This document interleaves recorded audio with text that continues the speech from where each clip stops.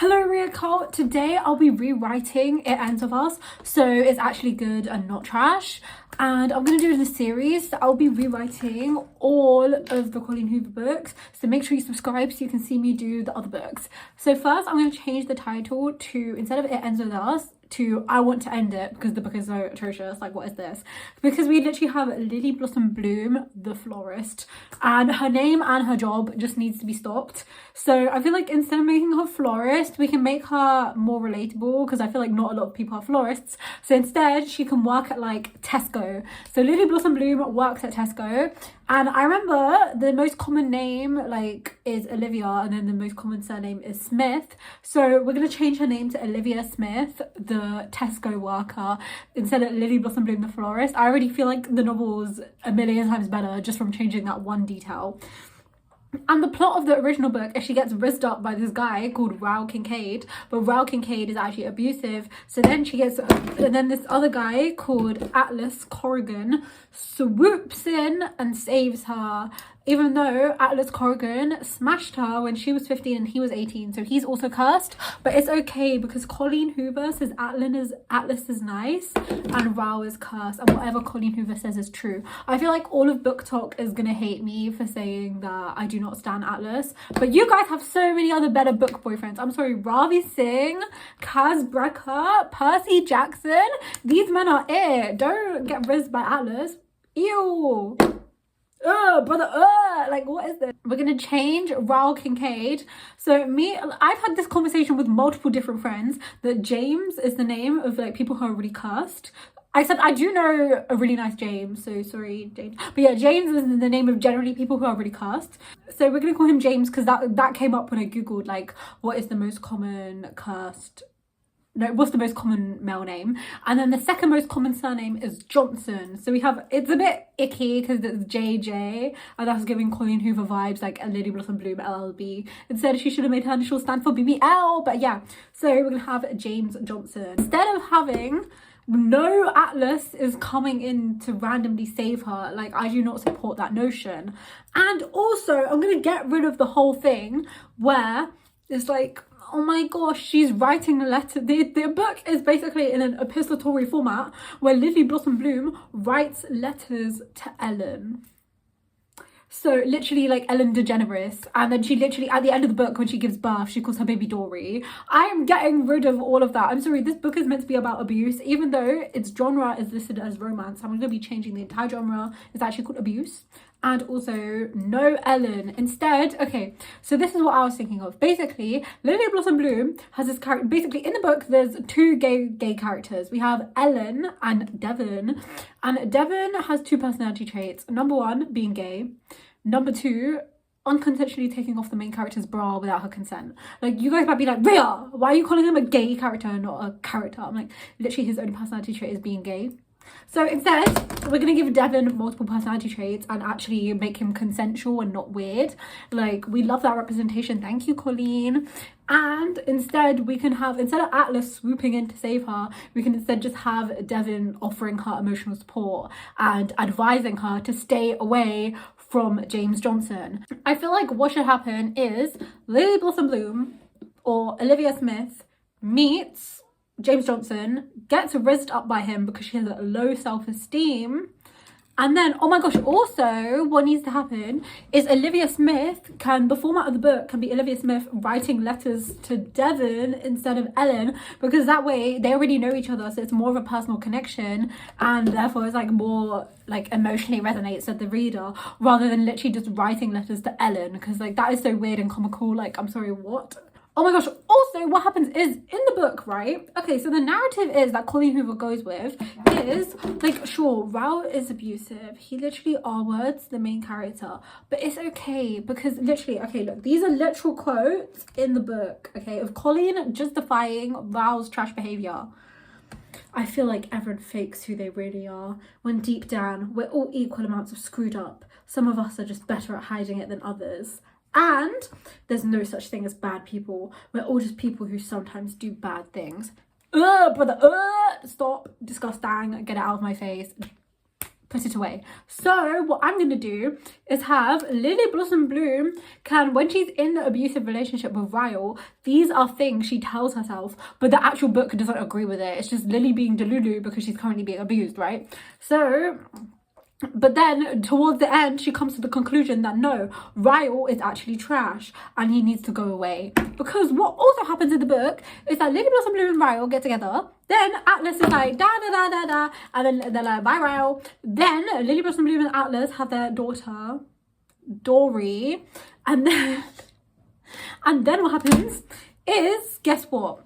Lily Blossom Bloom and Ryle stay friends and co-parent the child because they want to do what's best for the child. I'm sorry, what is best for Dory is to not be in contact with someone who's an R-worder and an abuser. This is disgusting. Put it away. I do not support, like, stop it. So instead, in my book, none of this is going to happen. So what's going to happen is Lily Blossom Bloom gets rizzed up by Ryle. Ryle is really abusive as he is in the actual book. Lily Blossom Bloom though, like, and then obviously the way Ryle is portrayed is that he's like a really amazing guy on the outside. So then people obviously don't realize, because you can't tell like what an abuser looks like. You can't just look at someone and be like, yeah, that's an abuser. Like, no. So like obviously she gets like rizzed up by Ryle, but jump scare Ryle is actually trash. So then when she's with Ryle is obviously being trash, but then she lies to herself because she's so emotionally connected with him, and also she has low self-esteem and no self-respect. So she stays with Ryle, and then also because she's scared, right? So then she keeps on telling herself this stuff. Like in the actual book, this is used as an actual justification for his actions in the book.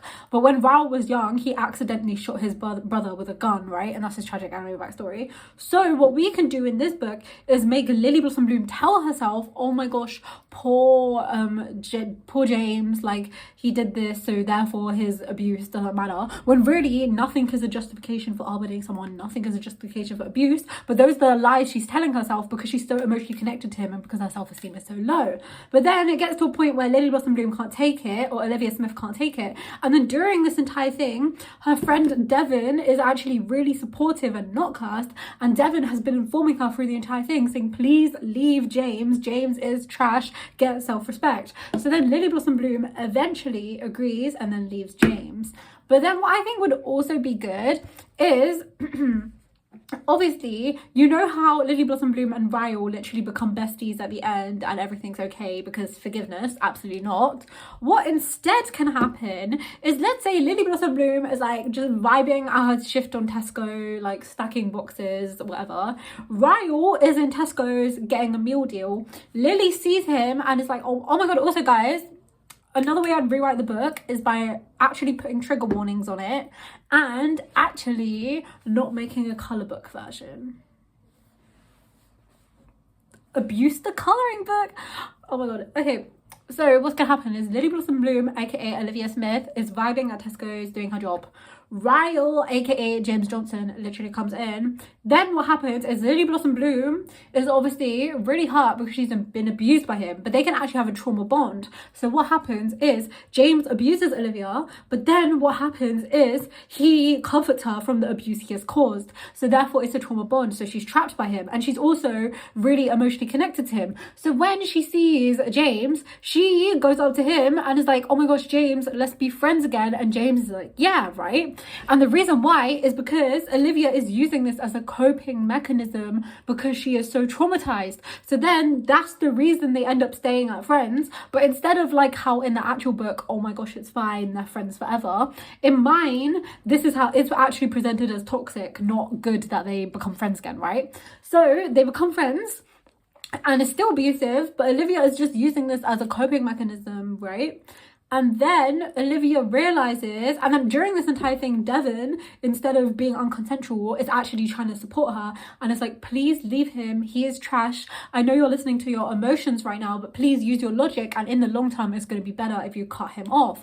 So then what happens is, instead of remaining besties with him, Lily Blossom Bloom cuts. Oh yeah, and also no Atlas. So instead of Atlas swooping in to save her, we can just have Devon advising her and trying his best to get her to leave her, and then Lily Blossom Bloom ultimately comes to the conclusion from herself that she needs to ditch James, right? So then what happens is Lily Blossom Bloom realizes, oh my gosh, through the support of Devin and also from her own character development, that she now has self-respect, like more self-respect. She now has more self-worth. She now has more self-esteem. So she's like, okay, I actually need to leave Ryle, and the reason I'm staying with him is as a coping mechanism. So she ends up dropping Ryle, and they go no contact, because we don't need an R-worder in your life that is literally trash and should not be excused because people do bad things. Shut up, Colleen. So this guy goes away, and instead Lily Blossom Bloom is obviously really upset and traumatized, but she's feeling a lot better than she was before because at least there's no abuser in her life. And then Devin is emotionally supporting her, and they're both having fun and doing crackhead scenarios. Because what I also don't like about the book is how Ryle is here, Lily Blossom Bloom is here, all of a sudden she leaves her toxic marriage and then gets into another relationship with Atlas. There's also toxic because Atlas literally smashed her when she was a minor and he was 18. And she was 15, like what the hell? So instead, she cannot just jump into another romantic relationship. Instead, the narrative can focus on her platonic relationship with Devin.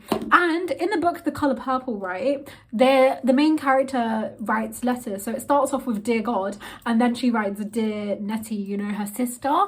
So what Lily Blossom Bloom can do is, instead of the entire book being Dear Ellen, it could either, oh my gosh, okay, it could start off with Lily Blossom Bloom okay, I have two ideas. So number one, for the entire book, is just her diary to herself. Number two, it could be her writing the letters to Devin, or it could start off with Lily Blossom Bloom being really rizzed up by Ryle and writing all her letters to Ryle. But then when that final character development moment happens and she's like, oh my god, Ryle is trash, I need to drop him, she changes and writes her letters to Devin because Devin is actually good, because that way we actually know who the people are rather than it just randomly being Ellen. And there's no like unhinged, just keep swimming, oh my god, I'm gonna name my daughter Dory, even though Dory is a girl boss and we love her, but still. So then that can happen. And then Lily Blossom Bloom actually has self-respect. And then also, I feel like we should give Lily Blossom Bloom like an abusive family, because Lily Blossom Bloom, that has given Lily Blossom Bloom low self-esteem, low self-worth, and she's already used to being treated like trash. So then when Ryle comes into her life, that's what feels familiar to her. She's used to being treated like trash. She's used to not being able to respect herself. So then she gets with Ryle because that is what's familiar, right? And then she's like, oh my gosh, wait a second, this is actually trash. I need to like get out. Also, I would just like to say 80% of the people who watch my videos do not subscribe, so please subscribe, thank you. And literally, how can I say hello Rhea Cole when only 20% of you guys are part of the Rhea Cole? So please subscribe, thanks. Anyways, so yeah, Lily Blossom Bloom is like, okay, Ryle is actually trash, but because she doesn't realize, because she's used to being treated like trash, because her self-esteem is so low, she's like, okay, this is just normal behavior, right? Like, because it's everything she's used to, her body is used to it, and people don't want to change, right? It's harder to change. So she's like, okay, I'll just stay with trash, even though it helps her in the long term. So then what happens is, because she's just used to being trash, low self-esteem, but then when they stop being friends and when they stop leave, and then she sees him Tesco, gets back, and then she drops him again, she gets self-respect. She starts writing her letters to Devin instead of James. And also, that's when she actually gets self-esteem. That's when she actually makes the change and it's like, okay, I'm actually going to stand up for myself. And this can be shown. We can get another like really abusive, cursed character to come into Lily Blossom Bloom's life. Or we can just get Ryle to try to like end her life again, right?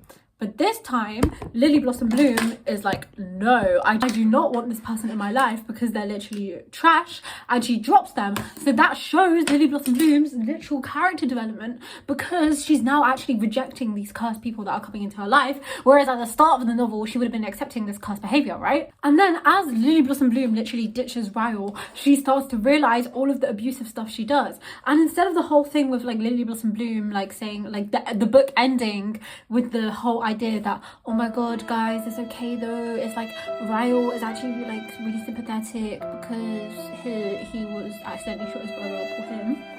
No, we acknowledge that Ryle has a tragic anime backstory. However, that does not justify his actions, and Lily Blossom Bloom accepts I was abused, his actions were trash. And like what happens is like when people are abusive, you can't tell just by looking at them. So we can make James present himself as a really charismatic person, a really loving person, a really funny person, a person that doesn't seem like he'd hurt anyone, but behind closed doors, that is what he was actually doing to Lily Blossom Bloom, right? So then Lily Blossom Bloom can still think in her head, and she can still have the emotions of, oh my god, I feel so guilty, I feel like I'm the one in the wrong, but she knows logically, and she knows through her support from her friends like Devin, that this situation is actually bad, and therefore this is an actual good narrative about abuse. Because even though Ryle or James might have some positive traits, they are an insanely trash person and needs to go away, you know? So that is a good way to end it. And also, no Lily Blossom Bloom having a child, or she can have a child when she finds her love interest later on in book 2. So this is basically the plot of the book. I want to end it. So we have the main character, Olivia Smith, who slays her life working at Tesco's, and we also have, in her spare time, she hangs out with her bestie Devin, and they go on crackhead chaotic shenanigans. But what happens is Lily Blossom Bloom gets raised up by this guy called Ryle, and Ryle does show signs of being, Ryle presents himself as an extremely, oh sorry, James presents himself as an extremely charismatic and really like iconic person, right? So then Olivia Smith is like, oh my gosh, I'm in love with this man, I'm obsessed, stay together. Slowly it's revealed that James is actually trash, but then because Olivia has such low self-esteem and low self-worth and is used to being treated like trash, she stays with him even though it's really hard, and they eventually get married, right? So then they live their life, and Olivia's just continually getting abused, and Devin is like, please leave, please leave, please leave. But Olivia doesn't, because it's very hard to leave these types of situations. But instead of Atlas swooping in and saving her, Lily Blossom Bloom comes to the conclusion on her own that she needs to leave him and actually get self-respect, and then leaves him. Yay! Then what happens is Lily Blossom Bloom's obviously really upset and traumatized. Devin emotionally supports her slay. Then what happens is Lily Blossom Bloom is chilling at Tesco's, or Olivia Smith is chilling at Tesco's. Ryle busts in and she's like, oh my gosh, it's James, because she's really in an issue and she needs some sort of coping mechanism, even though it's unhealthy. She's like, okay, I'm gonna go become friends with Ryle again. So Lily Blossom Bloom and Ryle become friends. Then what happens is Devin is like, stop girl, what the fuck are you doing, whatever. But Lily Blossom Bloom is just no. But then Lily Blossom Bloom comes to her own conclusion and gets self-respect, and she's like, oh my gosh, James is trash. Even though in her head she still has these emotions of, I feel really bad for James is like innocent, James has a really tragic backstory, he accidentally killed his brother, etc. But we still accept that James is trash, and she's like, I was literally doing this as a coping mechanism. And Lily Blossom Bloom changes. She goes through character development because she realizes that she deserves better. And then she drops James and completely no contact, no Atlas, no co-parenting her child with James, etc. Then Lily Blossom Bloom still hurts. She still feels bad in her head for James, but she knows through her logic and through Devin's emotional support that James was actually a really trash person, and she ends up slaying and achieving her goals with Devin. Then what happens is either James tries to come back, or there's a new cursed abusive person who tries to enter her life. But because of Lily Blossom Bloom's character development, this time she's like, no, I will not accept you into my life. And then Lily Blossom Bloom actually gets self-respect. Actually, that shows how she has self-respect, that shows how she has self-worth and self-esteem, etc. And yay, character development. And then I can just end with Lily Blossom Bloom and Devin in Tesco's hating on Ellen. Okay, thank you so much for watching. Please comment, especially what book you're most excited for me to do next, any other video ideas, and also please subscribe. Bye.